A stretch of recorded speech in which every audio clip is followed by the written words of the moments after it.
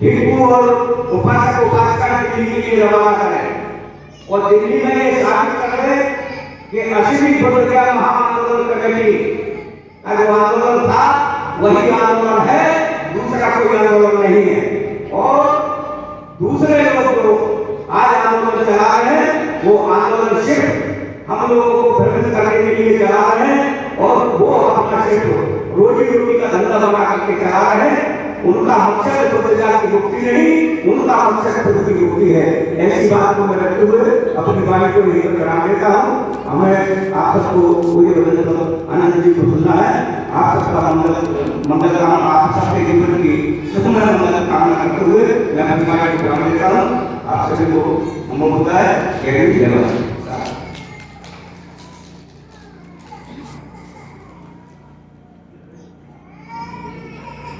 साधुआ अभी आप सुन रहे थे मध्य प्रदेश से आज हमारे बीच प्रदेश स्तरीय बौद्ध सम्मेलन में विशेष अतिथि भजमान मेहरा जी,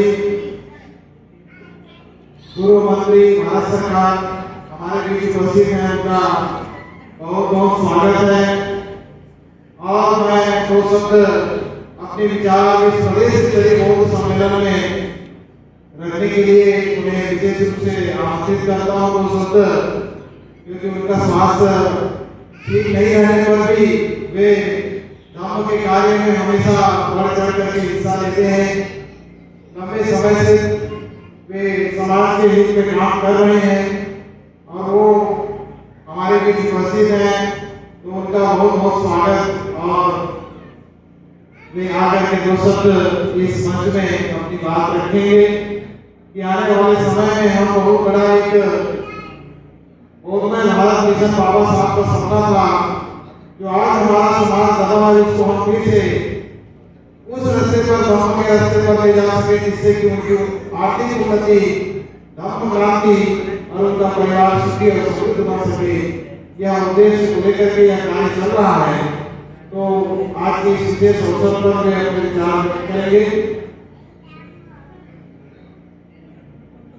बाकी है भगवान मेहर।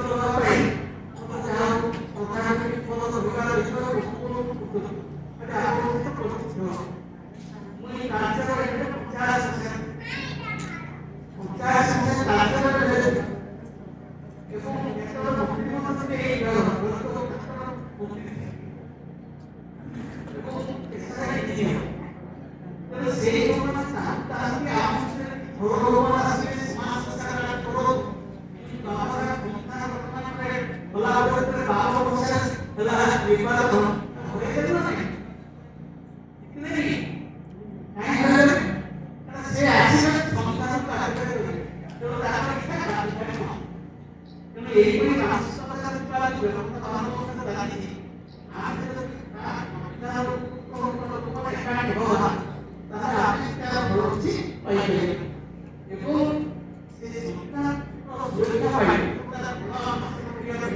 आम्हाला कोण घ्यायचं समाजाचं न्याय एकूण न्याय आपण संतो संपूर्ण आता प्रत्येक गोष्ट पाहिजे एकूण हमको अपना दुखी न्याय आवश्यकता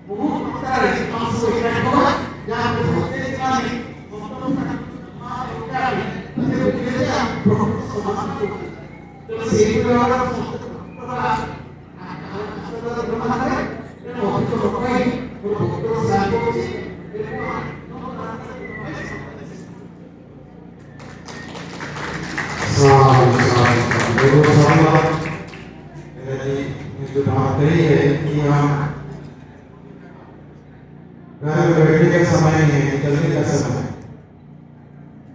और आपको सबको तो पता है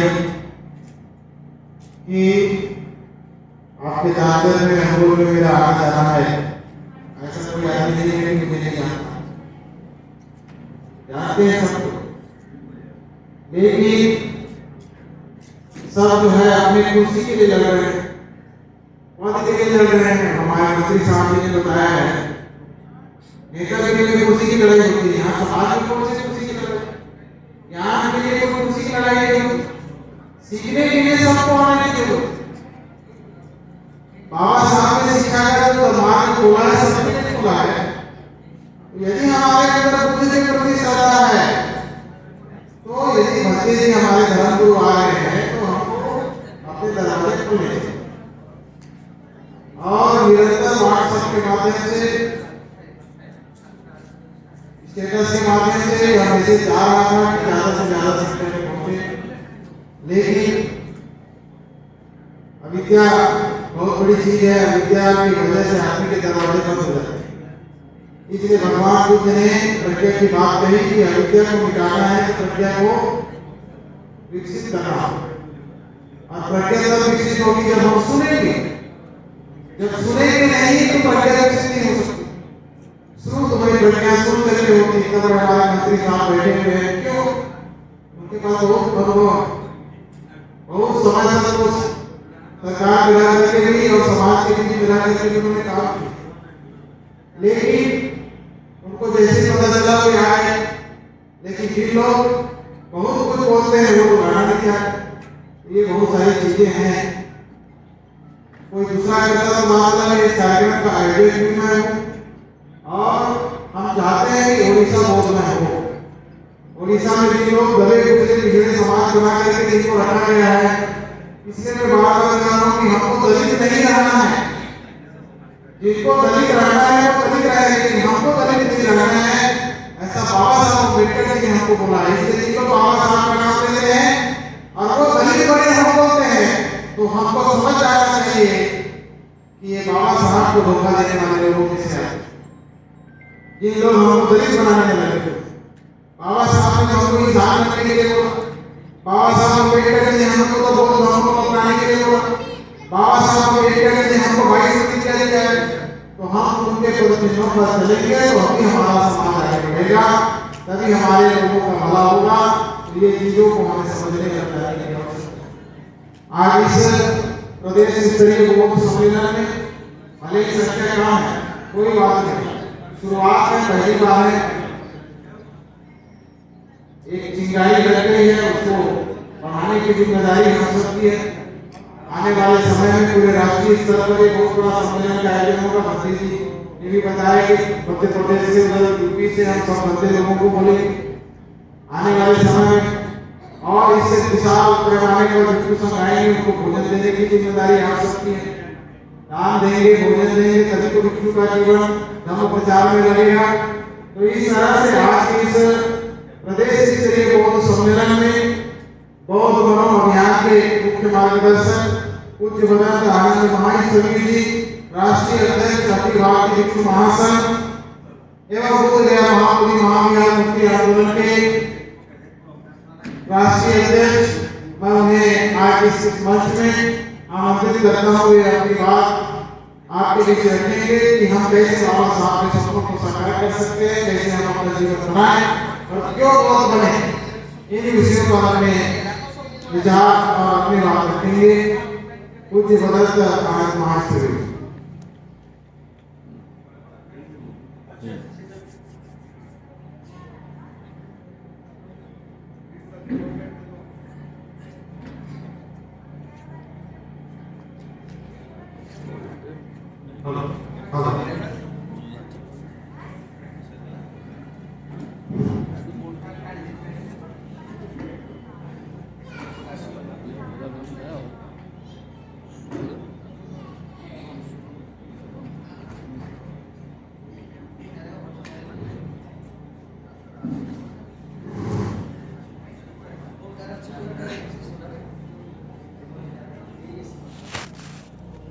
मेरी चर्चा के दौरान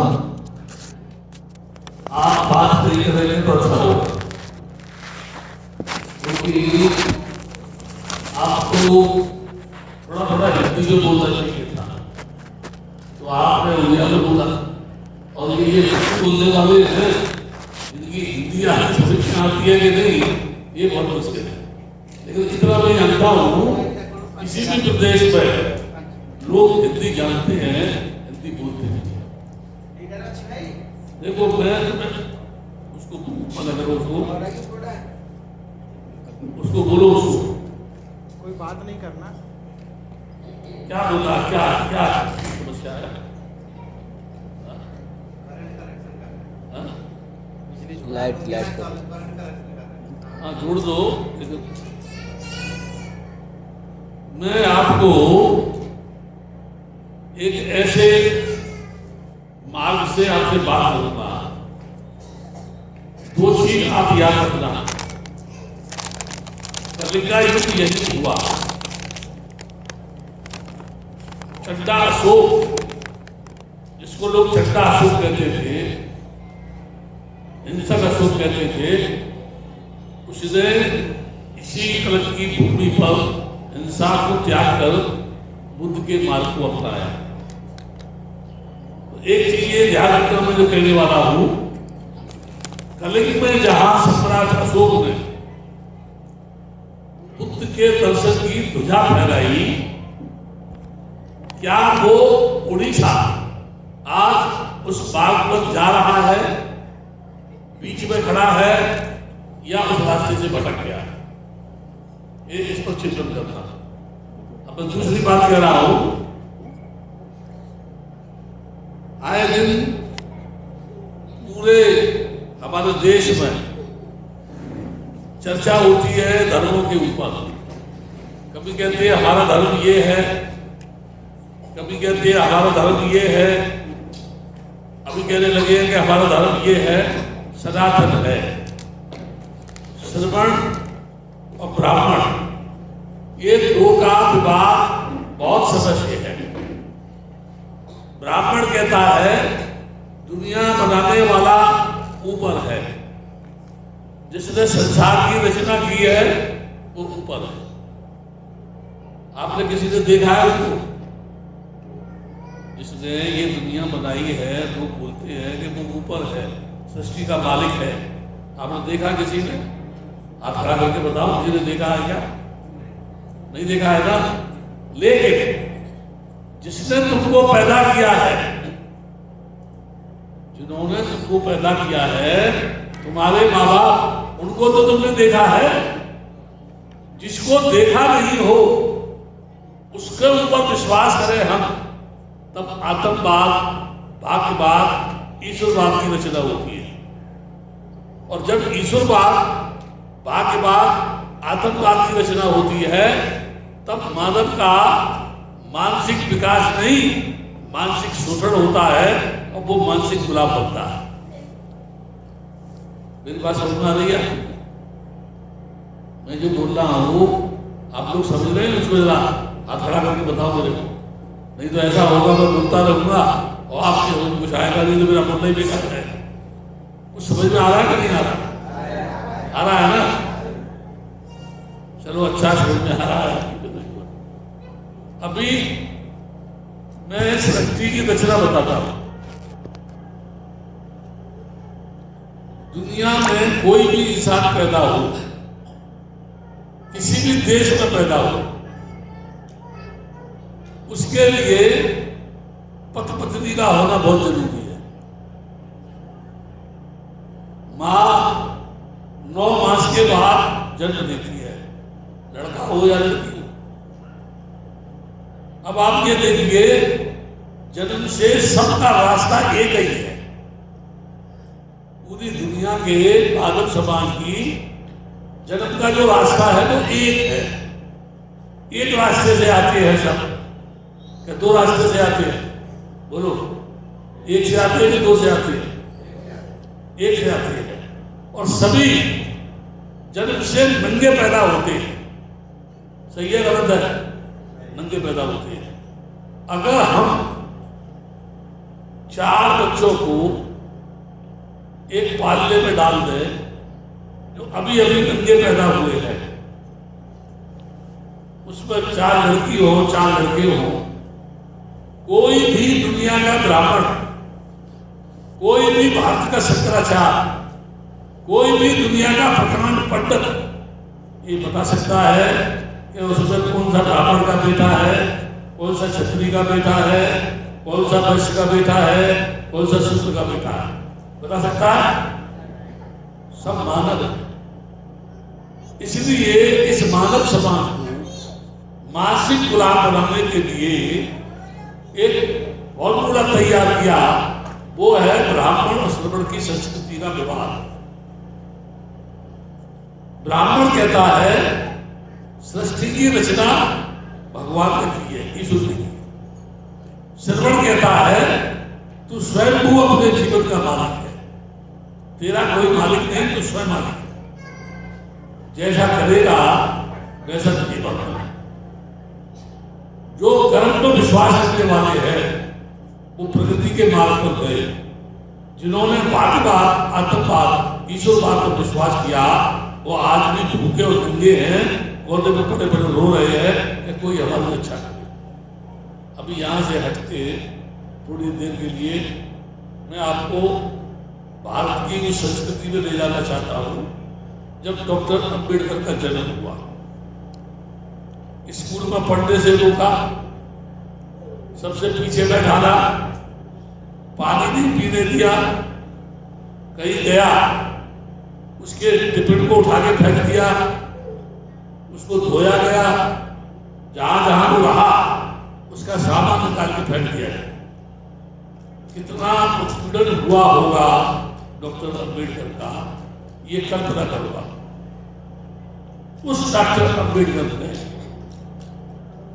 सोचा ये who is God, how is God, where is God, can we see the God, can we talk to the God, ये उसने सोचा और उसने पाया।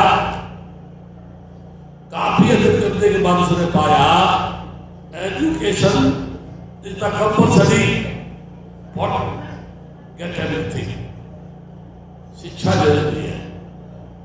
शिक्षा को प्राप्त करने के बाद वो विश्व का उच्चतम विद्वान बना और उसने भारत के संविधान की रचना की। एक एग्जाम्पल देके बताऊंगा मैं। अभी तो कहते हैं लोग एक डॉक्टर अंबेडकर ने विधान नहीं लिखा, वो तो उसने लिखा। अभी तो बहुत सारे लोग हो गए। एक एग्जाम्पल दे रहा था, गांधी गोल मेज कॉन्फ्रेंस में गया, देश की आजादी की बात चल रही थी तब, गोलमेज कॉन्फ्रेंस में हिंदुओं का प्रतिनिधि बनकर के गया, जिन्ना मुसलमानों का प्रतिनिधि बनकर के गया। डॉक्टर अंबेडकर अनटचेबल कम्युनिटी का, अछूत समाज का, अनुसूचित जाति समाज का प्रतिनिधि बनकर के गोलमेज कॉन्फ्रेंस में गए। जब वहां पूछा तो गांधी ने कहा I am the leader of Hindu community, Jinnah ने कहा I am the leader of Muslim community. Doctor Ambedkar से पूछा गया, बोले न मैं हिंदू कम्युनिटी का लीडर हूँ, न मैं मुस्लिम कम्युनिटी का लीडर हूँ, मैं ऐसी कम्युनिटी का लीडर हूँ जो आज भी भारत की धरती पर सार्वजनिक स्थानों पर जा नहीं सकती है, तालाबों से पानी नहीं पी सकती है, छाया से लोग नफरत करते हैं। मैं उस समाज का प्रतिनिधि करने के लिए मैं आया। तब साइलेंट कमीशन इंडिया में आया। लोगों ने अनुसूचित जाति के लोगों को बढ़िया बढ़िया कपड़े पहना करके चार भाइयों पर बैठाना, अंग्रेजों को दिखाने के लिए कि there is no untouchability in India, we are equal. बाद में उसके जाने के बाद साइलेंट कमीशन के फिर उन लोगों की पिटाई हुई कि तुमको बराबरी का हक चाहिए, समानता चाहिए। यहां से बात समझना, डॉक्टर अंबेडकर ने अनुसंधान किया तो उन्होंने पाया ईश्वर नाम की, आत्मा नाम की या भाग्यवाद की कोई भी शक्ति नहीं है। ये केवल मेरे समाज को, मुझे मूर्ख बनाने का एक रास्ता है। क्यों? तुम्हारे भाग्य में ये भगवान ने दिख दिया है, तुम्हारी आत्मा ने ऐसा किया कि आप भोग रहे। अभी आत्मा में एक उदाहरण देता हूं मैं आपको। लोग बोलते हैं, मैं नहीं बोलता, शास्त्र बोलते हैं, वेद बोलते हैं, गीता बोलती है। क्या बोलते हैं? आत्मा अजन्मा है, आत्मा मरती नहीं है, आत्मा अमर है, केवल वो अपने यानी रूप को धारती है। इसमें जैसे आदमी कपड़े बदलता है, ऐसे ही आत्मा शरीर बदलती है। तो मैं देश के लोगों से कहता हूं, विशेषकर ब्राह्मणों से कहता हूं, क्षत्रियों से कहता हूं, वैश्य लोगों से कहता हूं, आप भूल से भी किसी कुत्ते को मत मारना। मंत्री जी समझना मेरी बात में क्या कह रहा हूं? भूल से भी आप कुत्ते को मत मारना। हो सकता है उसमें तुम्हारे दादा की आत्मा हो। ये आत्मा तो कपड़े बदलती है ना, शरीर बदलती है ना, वो किसी शरीर में से निकल करके कुत्ते में चली गई हो, या कुत्ते में से निकल करके गधे में चलेगा, या गधे में से निकल करके किसी घोड़े में चलेगा। तो हमें किसी भी जीव जंतु के साथ हत्या का काम नहीं करना चाहिए, तो उसकी पूजा करनी चाहिए, क्योंकि उसमें हमारे पूर्वजों की आत्मा हो सकती है। इसका कोई जवाब नहीं है। एक बात सोचो, जिस डॉक्टर अंबेडकर जुर्म हुआ, जिस डॉक्टर अंबेडकर पर अत्याचार हुआ, जिसे कदम कदम पर जलील किया, जिसकी छाया से निभृत की, जब उसने भारतीय संविधान की रचना की तो सभी समाज के लोगों को उसने समानता का अधिकार दिया।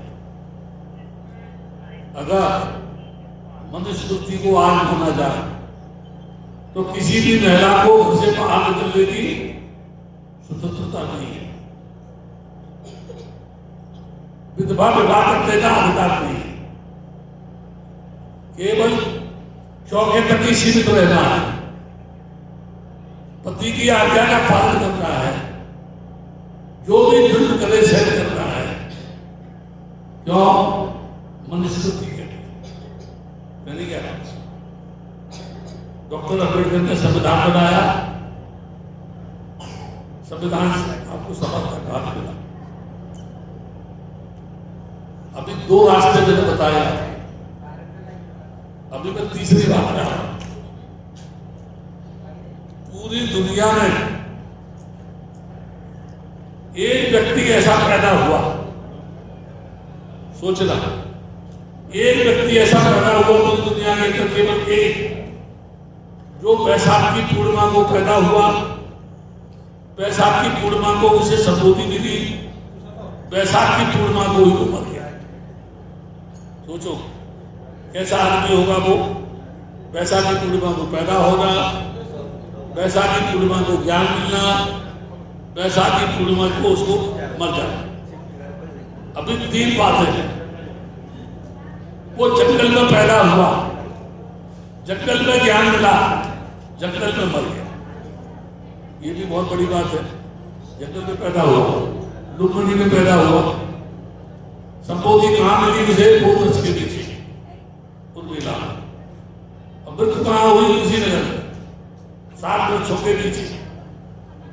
उस व्यक्ति ने संबोधि पाने के बाद संसार को जो ज्ञान दिया, उसने बोला एक चीज क्या है संसार में, एक चीज क्या है? अगर मैं किसी से पूछूं, आप में से कोई बता सकता है एक चीज क्या है? कोई उपासना बता सकती है या उपासक बता सकता है कोई एक चीज क्या है? नहीं, मैं बताता हूं एक चीज क्या है। संसार का प्रत्येक प्राणी, चींटी से लेकर के हाथी तक, इंसान को लेकर के जितने भी संसार में जीवित व्यक्ति हैं, उनका कोई न कोई आहार है, वो कुछ न कुछ खाते हैं। ये बात सही है गलत है? बोलो, आप बोलो, ये सही है गलत है? कुछ न कुछ खाते हैं ना। अभी 2 चीज क्या है संसार में? 2 चीज है, नाम और रूप। ऐसा कोई रूप नहीं है जिसका नाम नहीं हो, और ऐसा कोई नाम नहीं है जिसका कोई रूप नहीं है। बगैर नाम के रूप नहीं है, बगैर रूप के नाम नहीं है। तो 3 चीज क्या है? वेदना। ओ पासवान जी सुनो, ये जो मोबाइल में दिया मैंने क्या बोला था? बात मत करो, आप बात करेंगे मैं बंद हो जाऊंगा, क्या पता। 3 वेदना है, सुख मिले दुख मिले, न सुख हो न दुख हो। लेकिन मैं क्या कह रहा हूं, जब तक सुख नहीं मिलेगा दुख समझ में नहीं आएगा, और जब तक दुख नहीं मिलेगा तब तक सुख समझ में नहीं आएगा। अभी 2 चीजें हैं बोलने की, मैं और तू। एक तो मैं हूं, एक तू हो, तुम हो। यानी मेरे बगैर तुम्हारा कोई महत्व नहीं है, और तुम्हारे बगैर मेरा कोई महत्व नहीं है। जहां मैं हूं तू नहीं है, तो तू का कोई महत्व नहीं है। जहां तू है मैं नहीं, तो मैं का कोई महत्व नहीं है। ये मैं और तू अहंकार की लड़ाई है। हर आदमी कहता मैं हूं। यदि वो मैं को त्याग कर तू कहना शुरू कर दे तो झगड़ा खत्म हो जाएगा। हो जाएगा नहीं हो जाएगा? अभी मैं आगे चल जाऊं। 3 वेदना बताई, 4 आ सकते हैं।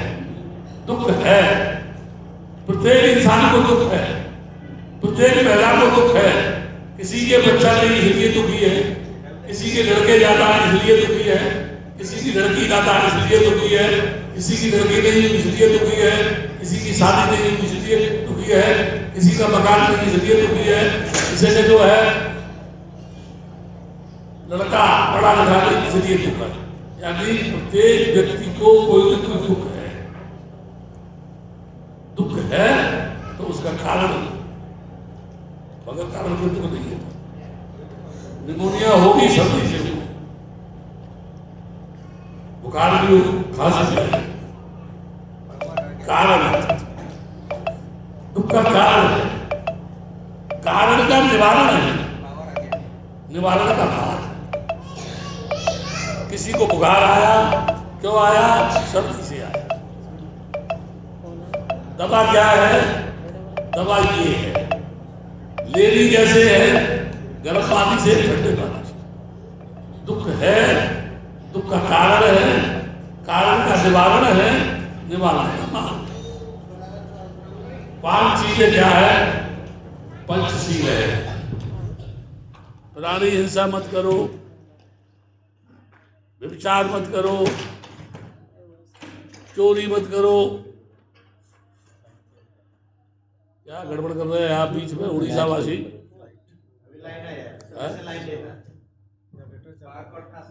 बिलाल आ गई, चलो उल्लाई से कह दो धन्यवाद आपका। तो पंचसी ग्रामीण हिंसा नहीं करना, चोरी नहीं करनी है, व्यभिचार नहीं करना है, झूठ नहीं बोलना है, नशा नहीं करना। 6 क्या है? 6 आयतन है। आयतन है, ये कान है, मुंह है, नाक है, ये आयतन है। 7 बोधांग है, 8 अष्टांग मार्ग है, 9 इंद्रिय है, 10 हमारी दान पालिता है। और बुद्ध का धम्म जो है दान पालिता के ऊपर खड़ा हुआ है। सारे संसार में अरबों रुपया लोग बुद्ध के नाम पर दान करते हैं। बुद्ध गया में जाओ, राजगिरी में जाओ, नालंदा में जाओ, सारनाथ में जाओ, एक एक भाई, एक एक उपासका 100 ऐसे जीवन दान करती है। 100 एक ही जो है हमारे देश में, एक भी परिवार ऐसा नहीं है जो एक वर्ष में किसी बच्चे को एक जीवन दान दे दे। सही है गलत है ना? इसलिए एक बात कह रहा है, अभी छत्तीसगढ़ पड़ोस में आपके, उसके पड़ोस में महाराष्ट्र है, दूसरी तरफ मध्य प्रदेश है, पंजाब है, गुजरात है, हरियाणा है, उत्तराखंड है, राजस्थान है, बिहार है,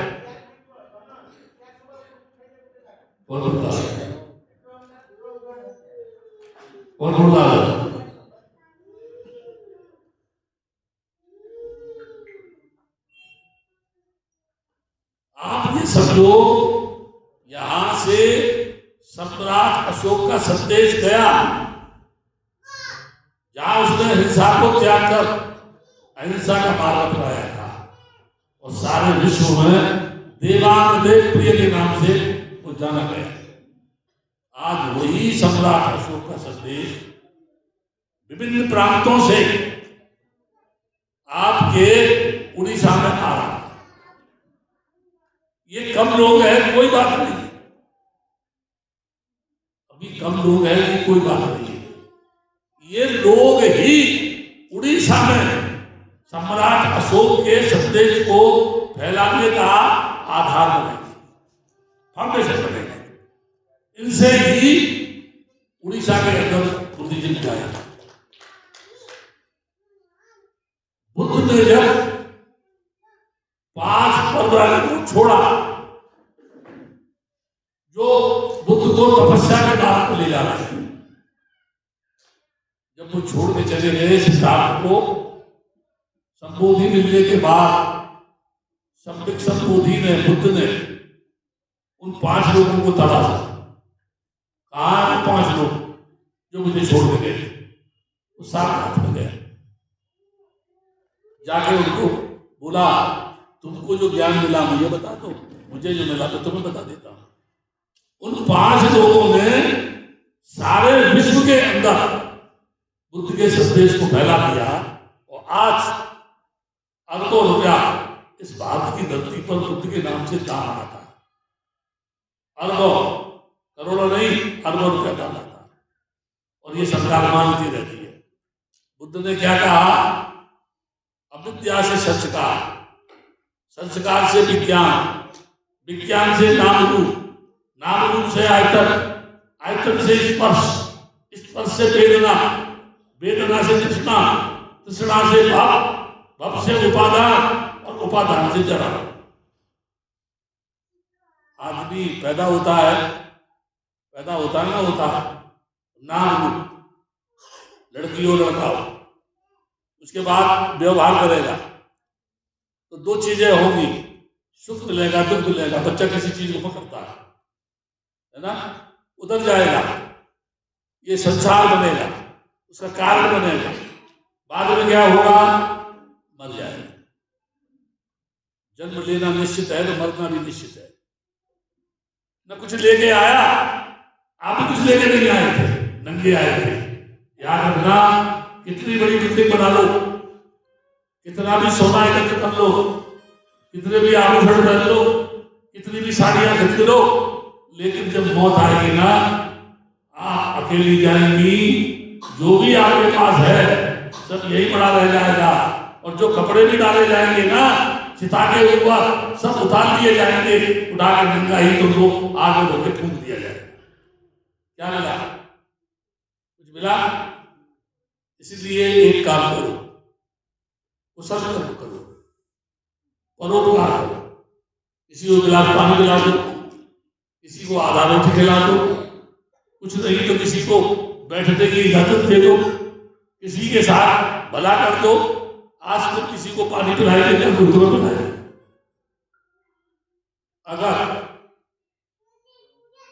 4 चीजों ध्यान देना मेरी बात पर, वायु, अग्नि, जल, पृथ्वी।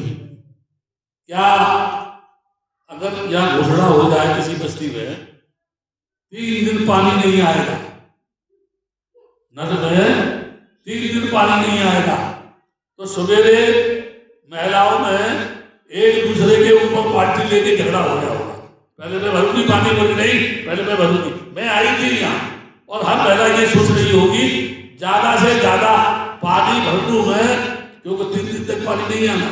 और मैं ये कह रहा हूँ 3 दिन के लिए जिसने पानी भरा या 1 हफ्ते के लिए पानी भरा और उनकी मौत हो गई, मर गए, तो पानी कौन पिएगा? तो बताओ, तो पिएगा क्या? वायु सबको मिलती है, अग्नि सब प्रयोग करते हैं, जल नदी में निरंतर बहता रहता है। कभी उसने बोला कि तो मत पियो मेरे, हवा ने बोला कि नहीं मेरे बीच में बताना। अभी एक बात बताता हूं, सांस लो, सांस छोड़ो। अगर आपने सांस खींची और वापस नहीं आई तो मर जाएंगे। और सांस जो है हमारे अंदर चली गई, यदि वो बाहर नहीं गई तो हम मर जाएंगे। तो हम कहाँ हैं? सांस के आने जाने के बीच में हैं हम। जिस दिन सांस का लिंक टूट जाएगा उस दिन हम दुनिया में नहीं होंगे, हम भी अलविदा हो जाएंगे। मेरी बात समझ में आ रही है नहीं आ रही? उपासना समझ में आ रही है ना? इसलिए विनम्रता की भावना हमारे अंदर आनी चाहिए। जब हम किसी को देंगे तभी तो हम देना सीखेंगे। जब हम किसी को देंगे ही नहीं तो कौन हमको देगा? जब हम किसी का सम्मान नहीं करेंगे तो हमारा कौन सम्मान करेगा? जब हम किसी के काम नहीं आएंगे तो कौन हमारे काम आएगा? जब हम दुख में किसी की मदद नहीं करेंगे तो हमारे सुख को कौन मदद करेगा? कोई नहीं करेगा। इसलिए डॉक्टर अम्बेडकर ने कहा शिक्षित बनो, शिक्षा जरूरी है, संगठित रहो। ये अनुसूचित जाति संगठित भी नहीं है, शिक्षित भी नहीं है। आप कहेंगे क्यों? जितने लोग यहाँ बैठे हैं हमारे नेताजी, इनसे भी कह रहा हूं, क्या राष्ट्रीय स्तर पर अनुसूचित जाति का कोई नेता है जिस पर हम विश्वास करें? तो नेताजी कोई ऐसा लीडर है? यदि अनुसूचित जाति कोई लीडर ऐसा है राष्ट्रीय स्तर पर जो हमारी बात को पार्लियामेंट में रखे? नहीं है, कोई भी नहीं है। अगर हम बौद्ध है तो क्या बौद्धों का कोई लीडर है जो पार्लियामेंट में हमारी बात को रखे? अनुसूचित जाति का भी संगठन नहीं है और बौद्धों का भी संगठन नहीं है। जो भावोदी ध्यान मांगते हैं कि हमको दे दो, आप बौद्ध ही नहीं है तो कौन आपको दे देगा? आपकी जाति में संगठन नहीं है तो आपको संविधान में तो मौलिक अधिकार कौन देगा? आप तो टुकड़ों में बैठे हुए हो, लोग तुमको टुकड़ों में बांट के मजे ले रहे हैं, तुमको धोखा दे रहे हैं, तुमको लूट रहे हैं, वोट मांगने आएंगे, हम जीत गए तो ऐसा करेंगे, महिलाओं को ये धन देंगे, आपको राशन की दुकानें देंगे, आपके बच्चों को वजीफा देंगे, और चुनाव जीतने के बाद कोई आता है? कोई नहीं आता,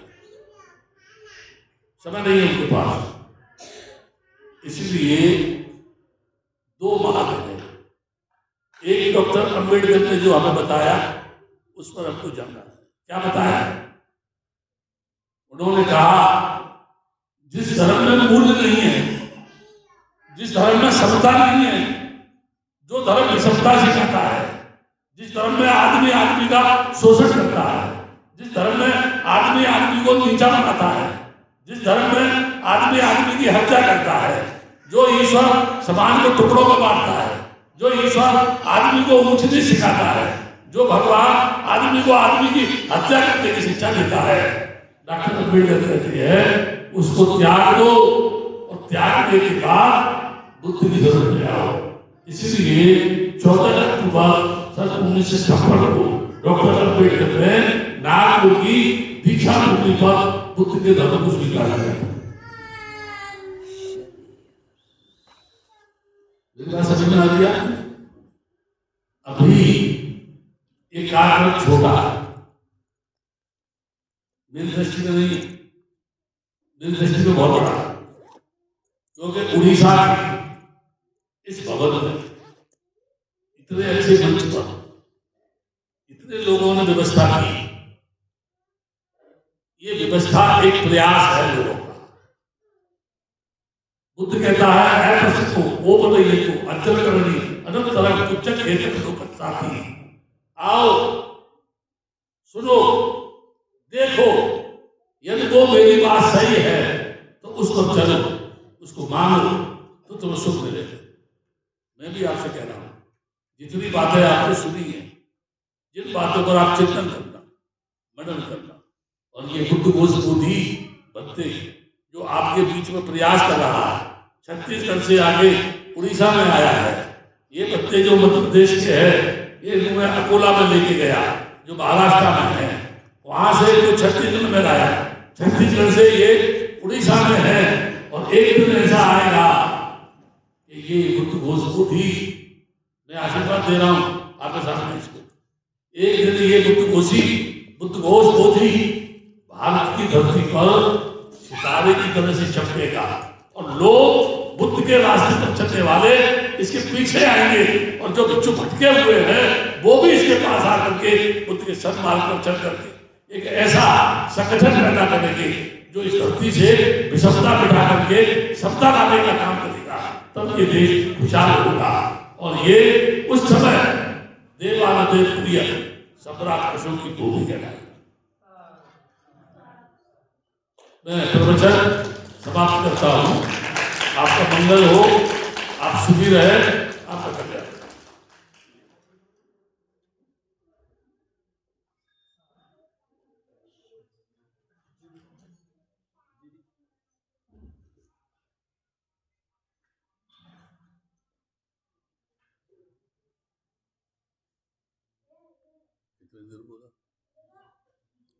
मैंने देखा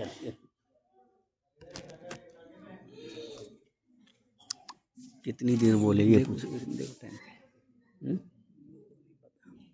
जाइए 48 मिनट 48 मिनट कहाँ शुरू किया कहाँ खत्म किया मैंने।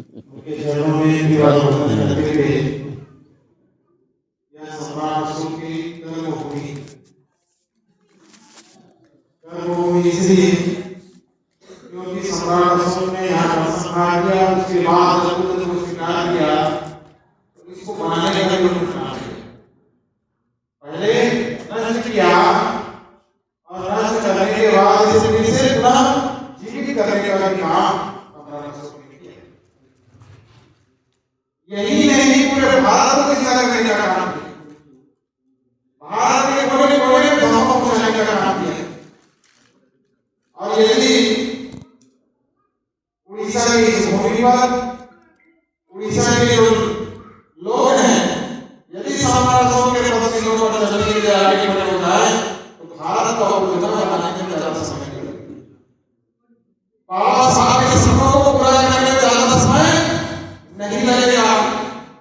क्योंकि मनुवादी सम्राट अशोक से डरता है। मनुवादी किससे डरता है? सम्राट अशोक से डरता है, क्योंकि सम्राट अशोक ने जो चीज बनाया वो आज जमीन में दबा हुआ है। सम्राट अशोक ने जो 84,000 स्तूप विहार बनाए वो कहाँ दबा हुआ है? जमीन में दबा हुआ है। और जिस दिन उसके मानने वाले लोग जिंदा हो जाएंगे तो उनको ये डर है कि कहीं वो खतरे में ना आए। इसलिए वो बार बार कहते हैं कि हमारा धर्म खतरे में है, हमारा धर्म खतरे में। क्यों? क्योंकि सम्राट अशोक के चाहने वाले किसी धीरे धीरे धीरे धीरे धीरे इसलिए वो बताया गया खतरे में।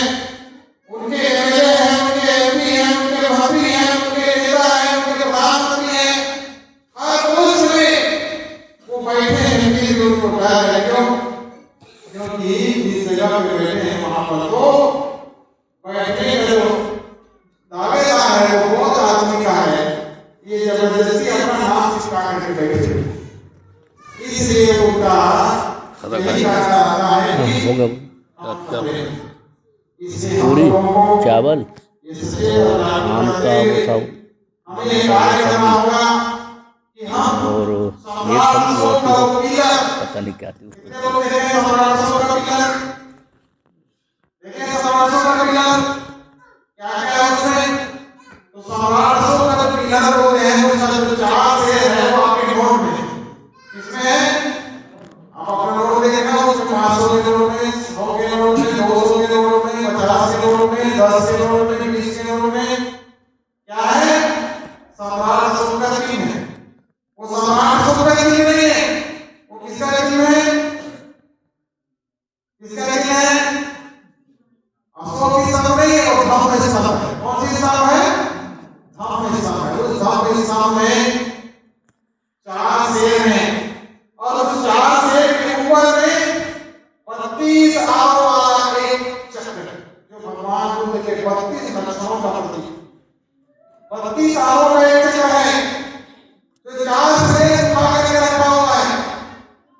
और वो कौन सा आरा है? 32। और 32 आरा किसका प्रतीक है?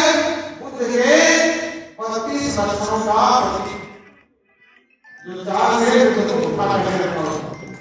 उसके नीचे में 4 शेर हैं जो चारों दिशाओं में हैं। वो 4 शेर कौन है?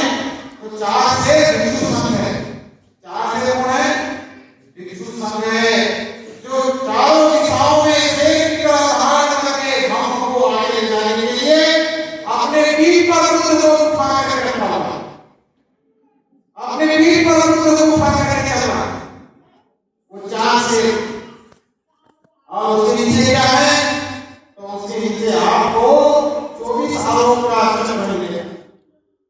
कितने आएगा? 24 आरों का चक्र मिलेगा जो प्रकृति समुत्पाद के सिद्धांतों को बताता है। जो भगवान बुद्ध की मूल शिक्षा है, वो कहते हैं कि जो प्रकृति समुत्पाद को देखता है मुझे देखता है, मुझे देखता है, प्रकृति समुत्पाद को देखता है। यानी मुझे देखना है तो तुम्हें प्रकृति समुत्पाद देखना होगा और जिस दिन तुम प्रकृति समुत्पाद देख लोगे उस दिन मुझे तुम देखोगे। भगवान बुद्ध ऐसा जानते हैं। भगवान बुद्ध केवल सिद्धांतों को सम्राट अशोक ने वो स्तंभ में 3 हाथी किया, उसमें और 4 चीजें हैं। उसमें एक है हाथी, एक क्या है? हाथी है। दूसरा क्या है? शेर है। तीसरा क्या है? घोड़ा है। और चौथा क्या है? बैल है। हाथी किसका प्रतीक है? ताकत, बल का प्रतीक है। इस देश के जो लोग हैं वो कैसे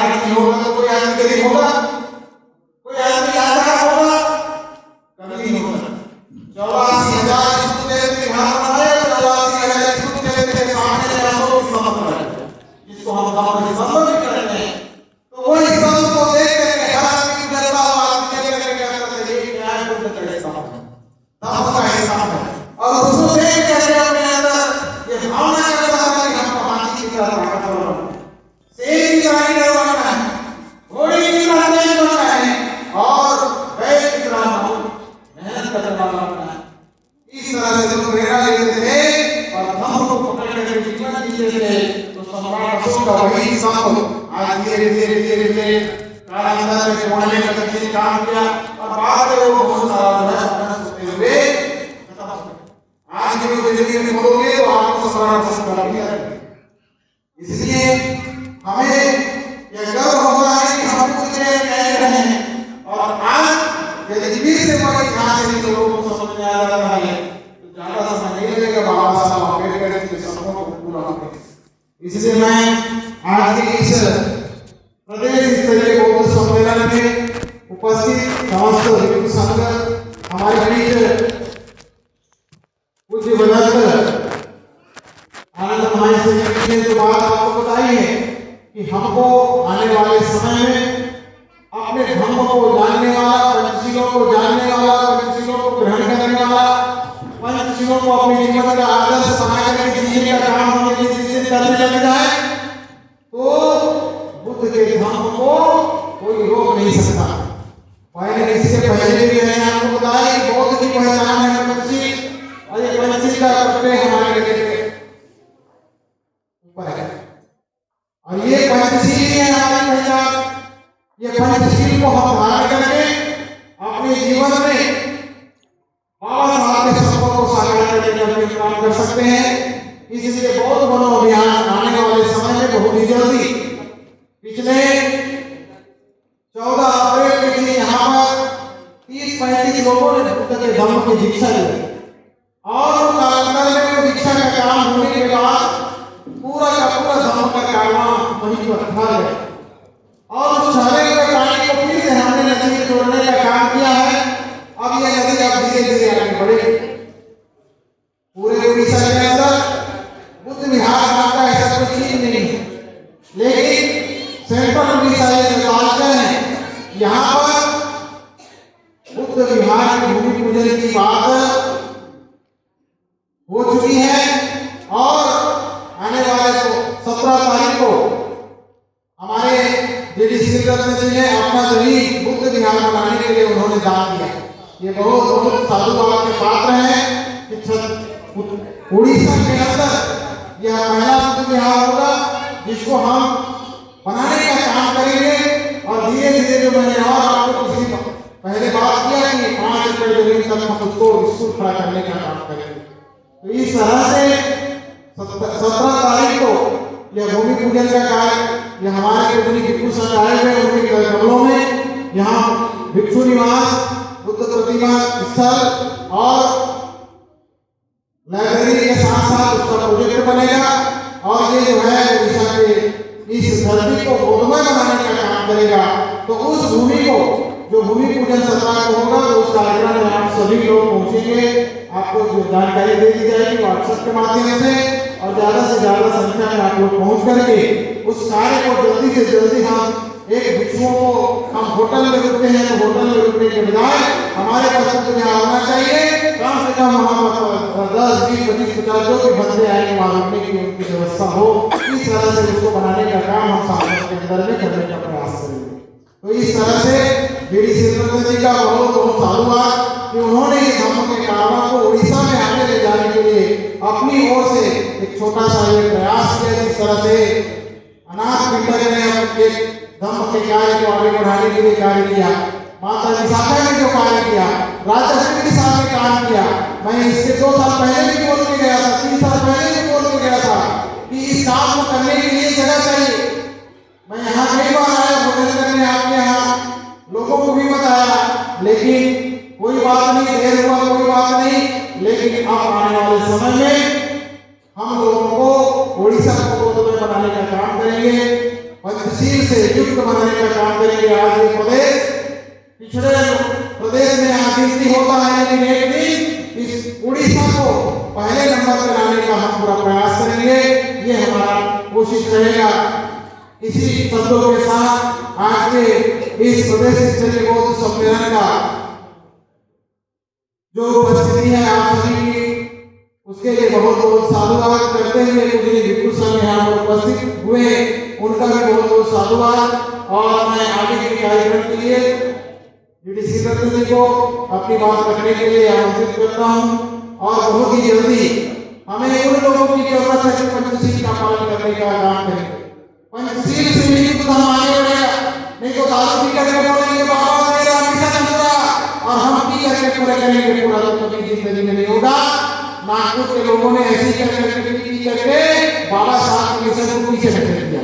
तो इसलिए बुद्ध धर्म अपनाना है तो पहले ये पंचशील को अपनाना है। यदि बुद्ध धर्म को अपनाना है तो पंचशील को अपनाना होगा, और पंचशील के आधार पर ही हम बुद्ध बाबा साहब के मिशन को पूरा कर पाएंगे। अन्यथा ये झूठी और ये जो है गलत बातों को हम लोगों को नहीं लेके चलना है। तो आप सभी के लिए मैं यही भावना करता हूँ कि पंचशील वाला बने, और पंचशील वाले को ही बुद्ध धर्म में आकर के धर्म का काम को आगे ले जाने का काम करना चाहिए। तो अपनी बात रखेंगे जुड़ी सी बहुत साधुवाद उपस्थित हुए सभी उपासक उपासिकाओं को मेरे तरफ से बहुत बहुत साधुवाद। आप लोगों ने जो मेरे द्वारा इतना बड़ा प्रयास किया है कि उड़ीसा को बहुत बहुत बनाने के लिए, सम्राट अशोक का राज बनाने के लिए, इसलिए आप लोगों को मेरे तरफ से बहुत बहुत साधुवाद। और बौद्ध समाज संरक्षण संप्रदर्शन उड़ीसा गणित राज्य का जो स्वप्न देखे हैं हम लोगों ने, मैं उम्मीद करता हूँ कि आप लोग सब मिलकर भिक्षु संघ का मार्गदर्शन के रास्ता पर चलकर हम लोग उड़ीसा से बहुत में करेंगे, हम सब लगे रहेंगे। जो उनके आगे दुश्मन भी झुक जाएगा, जो उनके आगे दुश्मन भी झुक जाएगा। हौसला बुलंद रख दो, हौसला बुलंद रखोगे तो वक्त भी रुक जाएगा। बाबा साहब ने कहते थे अगर एकता से चलोगे, बाबा साहब कहते थे अगर एकता से चलोगे तो इंसान क्या आसमान भी झुक जाएगा, आसमान भी झुक जाएगा। तेणु मु उपासक मान को अनुरोध करुचे एवं उपासिका मान को अनुरोध करुचे हमर भिक्षु संघ में आसीथिबा वस्त्रदान कार्यक्रम को आगे को बढ़ाइए। प्रत्येक उपासक उपासिका ता सहित आम कुनि कुनि पिलाने भिक्षु संघ को भोजन दान दे सारी एवं बर्तमान वस्त्रदान कार्यक्रम सहयोग करेंगे।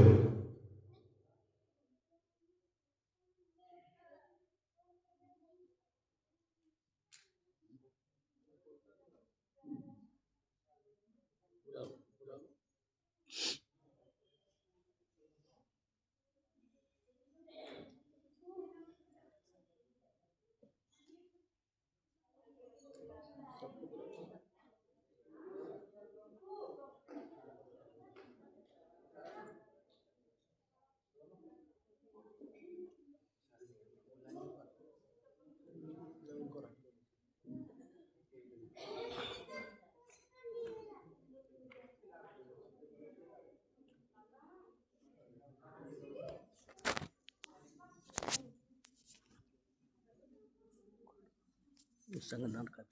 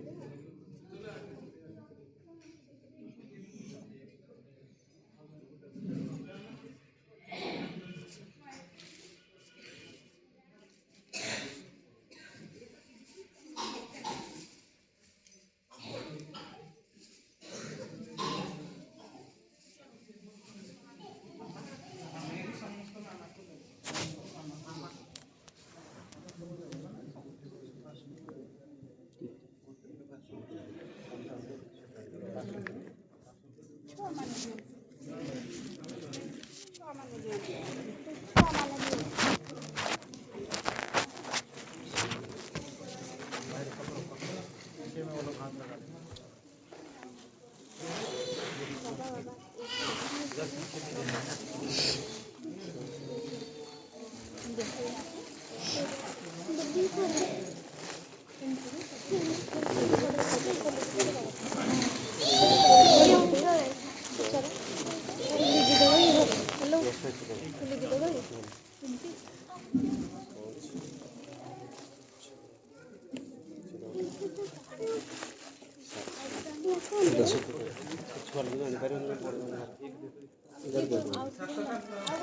उधर आगे देखो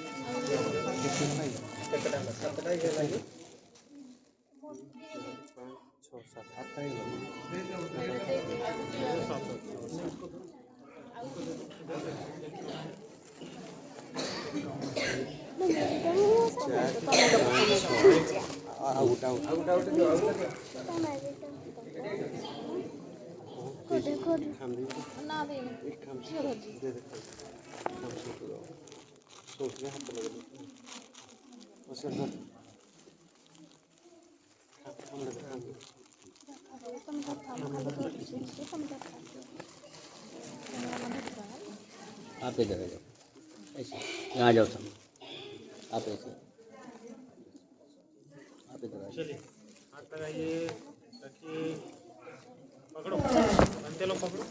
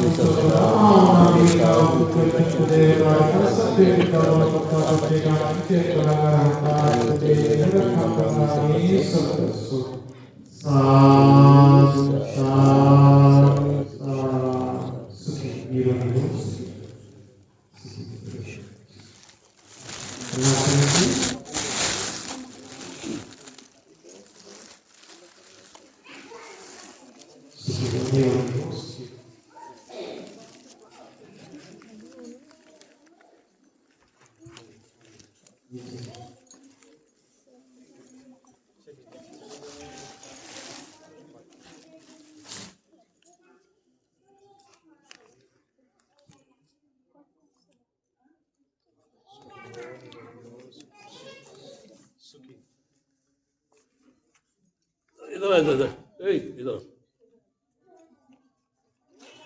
अरे मेरे पास आ मेरे बेटे इसका फोटो खींचना है